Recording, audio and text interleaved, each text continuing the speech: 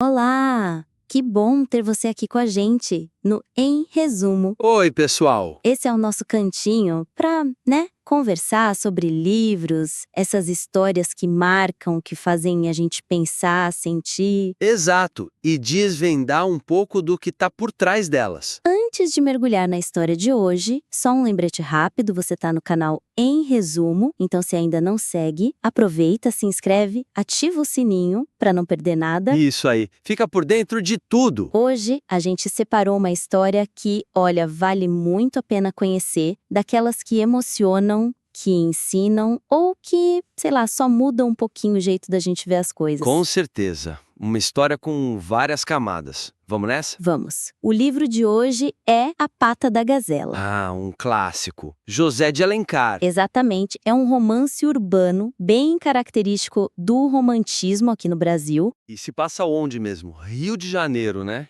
Isso, Rio de Janeiro do século XIX. Ele descreve super bem as ruas da época, sabe? Rua da Quitanda, Rua do Ouvidor. A gente quase passeia por lá junto com os personagens. E mostra bem a alta sociedade carioca daquele tempo, né? Com todo o luxo e as aparências. Totalmente. E tem um detalhe curioso que move a trama toda. Uma obsessão, assim, bem peculiar pela dona de uma botina perdida. Uma botina, é isso mesmo. Sim, e isso acaba revelando muito sobre as futilidades, essa coisa do foco na aparência da elite da época. O pé feminino vira quase um símbolo central na história. É interessante como Alencar usa isso, né? Ele foi um gigante da nossa literatura, sempre explorando a identidade nacional, os costumes. De mulher, né? Um dia ele analisava diferentes tipos femininos da sociedade fluminense. Exatamente. Ele tinha essa série de romances urbanos como Luciola, Senhora, cada um focando num perfil diferente. Não é uma série sequencial, tipo capítulo 1, 2, mas se conectam tematicamente. Perfeito. E só para garantir, a pronúncia é José de Alencar mesmo, né? Certíssimo. Alencar. Ótimo. Agora, que tal a gente sentir um pouquinho o gostinho da escrita dele? Dar uma espiada na obra. Boa ideia. Sempre bom ouvir um trechinho. Então eu separei aqui um momento logo no início, quando o Horácio encontra a botina e fica fascinado. Olha só. Vamos ouvir? Era uma botina, já o sabemos. Mas que botina! Um primor de pelica e seda, a concha mimosa de uma pérola, faceira irmã do lindo chapim de ouro da borralheira. Não era, porém, a perfeição da obra, nem mesmo a excessiva delicadeza da forma, o que seduzia o nosso leão. Eram, sobretudo, os debuxos suaves, as ondulações voluptuosas que tinham deixado na pelica os contornos do pezinho desconhecido. Uau! A linguagem é muito elegante, né? Demais. E esse trecho já entrega tudo, né? Atenção aos detalhes, essa linguagem super rebuscada e como a botina, e o pé, claro, vira esse objeto de desejo, de mistério. E já aponta para a crítica que ele vai fazer, né? Essa superficialidade toda. Um pé como símbolo máximo. Exatamente. Bom, então como essa história toda começa? Olha, a gente é apresentado primeiro a Amélia, uma moça descrita como muito bela e esbelta, e junto com ela tá a prima ou amiga bem próxima, Laura, que é mais baixinha. Elas são numa carruagem chique, uma Vitória, passeando pela Rua da Quitanda, aquele cenário bem da elite. Isso. E aí, não muito longe dali, tem um rapaz, o Leopoldo de Castro. Ele é mais melancólico, tá de luto. Ah, sim. E ele observa a Amélia, fica encantado na hora. Mas o interessante é que não é por um detalhe físico específico, é mais uma impressão geral, sabe? Uma luz que ele sente que vem dela. Bem romântico. Bem idealizado, né? Totalmente. Enquanto isso, as moças estão esperando o lacaio, que foi fazer uma compra ali perto. E aí acontece um incidente, né? Exato. O lacaio volta e do embrulho que ele traz cai um objeto. A tal da botina feminina. E quem vê? O Horácio de Almeida, que é o típico leão da época. Aquele dandy, sabe? Elegante, popular, cortejador. O galã, né? Isso, ele vê a botina cair e pega. No início, parece só um gesto de galanteiraria. Ele até vê o rosto da Laura na janela da carruagem nesse momento. Mas aí... Aí ele leva a botina para casa e quando examina com calma, pronto, fica completamente obcecado. Pela delicadeza, pelo formato, por esse pé desconhecido que ele imagina ser perfeito. E aí começa a busca dele. Uma busca fervorosa pela dona da botina. Enquanto isso, o Leopoldo tá lá idealizando a Amélia, amando essa imagem etérea que ele criou dela. Dois caminhos bem diferentes já no início. Nossa, que começo! E como isso se desenvolve, a obsessão do Horácio deve tomar conta, né? Ah, completamente. Ele vira um detetive do pé. Analisa a botina nos mínimos detalhes. Conclui que é de uma jovem mulher, não de uma menina, pelo jeito que o pé moldou o couro. Que específico! Muito! E ele acha até um longo fio de cabelo castanho preso na fivela. Mais uma pista para ele. E aí ele sai à caça. Literalmente. Começa a percorrer as sapatarias da cidade, inventa uma desculpa, diz que fez uma aposta sobre o tamanho dos pés femininos, se existia o número 29, que era bem pequeno. Que figura! E não para por aí. Frequenta bailes, teatros, mas não para se divertir ou dançar. Pra quê, então? Para ficar de olho nos pés das mulheres. Disfarçadamente, claro. Fica espiando nas escadas, nas portas, procurando o pé que caberia naquela botina. Meu Deus, que constrangedor! E ele suspeita de alguém? No começo ele acha que é a Laura. Lembra que ele a viu na carruagem? E associa a mão pequena dela, um vestido roxo que ela usava. Mas ele fica frustrado porque ela sempre esconde os pés, usa vestidos longos, fica sentada de um jeito que não dá pra ver. Suspeito. Pois é, mas aí ele muda o foco. Vê a Amélia no passeio público um dia, reconhece a carruagem, o cocheiro, e nota um rastro delicado na areia, um pé pequeno. Ele associa na hora com a botina. E o jeito elegante dela andar o convence. Ele até pensa, é o andar da garça. Pronto, para ele a dona da botina perfeita é a Amélia. E ele começa a cortejar ela. Sim, mas a motivação principal é essa curiosidade doentia pelo pé dela. Ele quer confirmar a perfeição que ele imaginou. E a Amélia percebe que tem algo estranho nessa atenção dele. Imagino. E o Leopoldo? O que acontece com o amor idealizado dele? O Leopoldo continua no mundo platônico dele, apaixonado pela alma da Amélia, pelo sorriso, pela tal luz interior. Detalhe físico, para ele, não importa. Ou pelo menos ele acha que não. Acha. Por quê? Porque um dia ele tá vendo a Amélia entrar na carruagem e ele tem um vislumbre rápido do pé dela. E o que ele vê, ou pensa que vê, o choca profundamente. O quê? O que ele vê? Ele acha que viu um pé monstruosamente grande, disforme, um aleijão nas palavras dele. Nossa. Mas era o pé da Amélia mesmo? Bom, ele acredita que sim. E isso abala todo o idealismo dele. Como pode aquela alma tão pura habitar um corpo com aquela deformidade? Que conflito. Total. Para piorar, ele vai até a loja de um sapateiro famoso, o Matos, e vê umas botinas ortopédicas sendo feitas. E vê uma forma de madeira que corresponde ao pé que ele acha ter visto. E ele liga os pontos. Errados, né? Exatamente. Ele não sabe, mas essas botas são para Laura. Mas ele confirma para si mesmo a crença na deformidade da Amélia. E como ele lida com isso? O amor platônico versus a repulsa física? Se questiona se a deformidade física não indicaria também uma monstruosidade moral. Mas ele continua encontrando Amélia em eventos sociais, tipo na casa de uma tal Dona Clementina. E aí? Apesar da repulsa que ele sente ao pensar no pé dela, ele evita olhar, ele se declara. Diz que ama a alma dela acima de tudo. Chega a dizer que amaria o anjo ainda mesmo encarnado em uma legião. Uau! Intenso. E a Amélia no meio disso tudo, entre o Horácio obcecado pelo pé e o Leopoldo com esse amor quase assustador. Pois é, ela fica super dividida. Percebe a fixação esquisita do Horácio nos pés dela, mas tem um segredo aí, né? Tem. Qual? Na verdade, a Amélia tem pés minúsculos, pezinhos de fada, como dizem.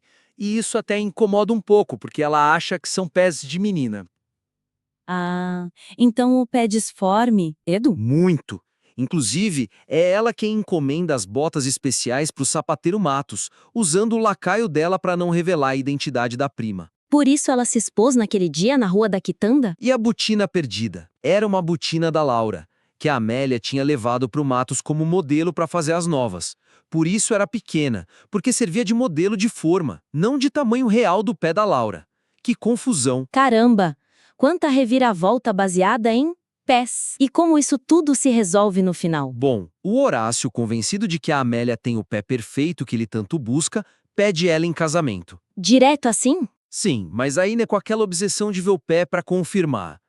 A Amélia hesita. Ela pede 15 dias para pensar, mas na verdade é um teste para ele. Um teste.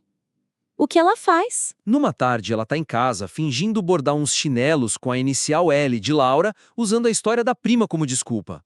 O Horácio tá lá, visitando, e ela de propósito deixa o bastidor cair um pouco, revelando o pé dela. Só que Só que... ela tá usando uma das botinas velhas e enormes da Laura, que ela mandou buscar no Matos justamente para esse teste final.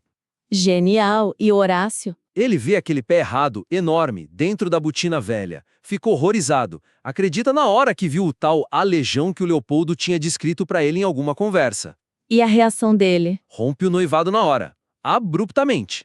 Se sente enganado, mas no fundo também aliviado por ter escapado do que ele considerava uma monstruosidade. Que superficialidade. E Amélia?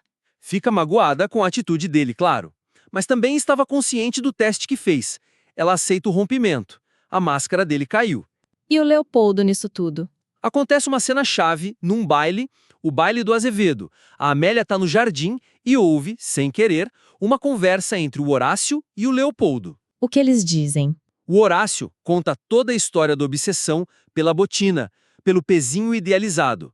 E o Leopoldo narra a história dele, o amor pela alma da Amélia, como ele superou a repulsa pelo suposto aleijão, porque o sentimento pela essência dela era mais forte. Ah, que momento! Ali ela deve ter entendido tudo.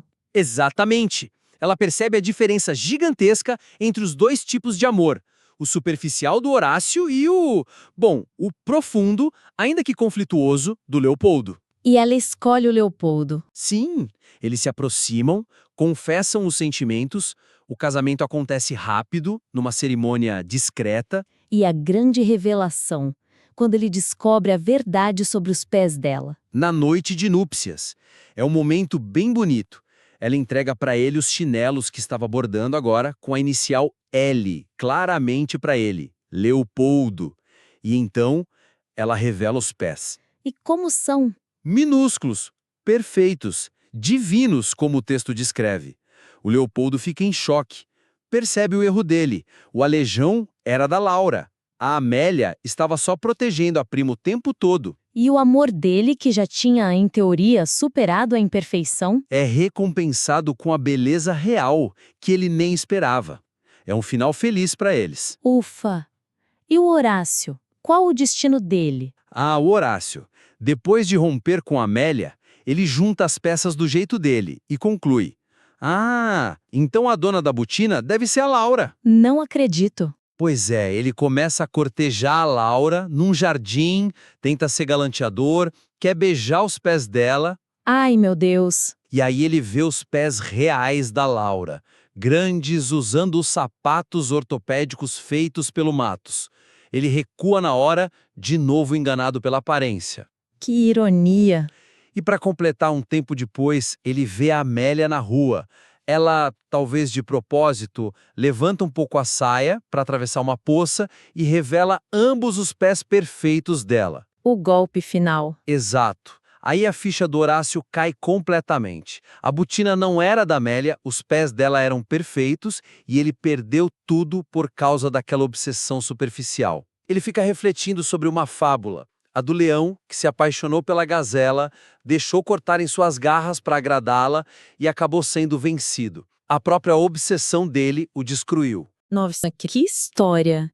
Cheia de enganos, segredos, muito boa. Pensando nos personagens, quem você acha que mais cresceu ao longo da trama? Olha, eu diria que o Leopoldo. Ele começa naquele idealismo meio frágil, né? Melancólico? Mas ele passa por aquele conflito interno terrível e mesmo baseado num erro, ele escolhe amar para além da forma física e acaba sendo recompensado. Ele evolui. Concordo. E a Amélia também, né? Ela consegue discernir entre a atenção superficial do Horácio e a intensidade do Leopoldo, e faz uma escolha baseada em valores, não em popularidade ou aparência. E ainda protege a prima. Sim, ela mostra muita força e inteligência ali no final com o teste que faz. Ela não é só a mocinha passiva. E o grande conflito da história, qual seria para você? Acho que é bem claro, né? Essa luta entre o amor verdadeiro, que busca a essência, a alma, e o amor superficial, focado na forma física, na aparência, que vira quase um fetiche no caso do Horácio. É o contraste gritante entre a visão de mundo do Leopoldo e a do Horácio. Total. E teve algum momento que te prendeu mais? Alguma cena favorita? Gosto muito da cena do baile, quando a Amélia ouve a conversa no jardim. É um ponto de virada crucial para ela e para a gente também, que está acompanhando. Sim. E também as várias revelações, quase sempre equivocadas, dos pés. A tensão que o Alencar cria em torno disso é muito boa. É verdade. E a cena final da noite de núpcias da Amélia e do Leopoldo também é muito marcante. Fecha o ciclo do engano e da recompensa. E no fundo, o que você acha que essa história toda tenta nos ensinar? Qual a mensagem principal? Olha, para mim é uma crítica fortíssima à sociedade que vive de aparências. E isso vale para a época do Alencar e para hoje, né? Essa superficialidade nas relações, a objetificação da mulher resumida a um pé bonito. Sim, é muito atual nesse sentido. E questiona o que é beleza de verdade, né? O que é amor de verdade, vai além da forma. Explora também esses segredos de família, o sacrifício pela amizade, como a Amélia faz pela Laura, e as ironias do destino, né? O Horácio que busca tanto a perfeição e acaba sem nada. É verdade. Para a gente ir terminando, então, esse livro nos lembra muito que essa obsessão pela forma, pela casca, pode cegar a gente para a essência, né? Exato. Enquanto o amor que busca conexão de alma, que busca o outro de verdade, pode até encontrar beleza onde a sociedade só vê defeito, ou, no caso do Leopoldo, ser recompensado por ter estado disposto a isso. Talvez quem está ouvindo agora se identifique com algum personagem, com as dúvidas deles.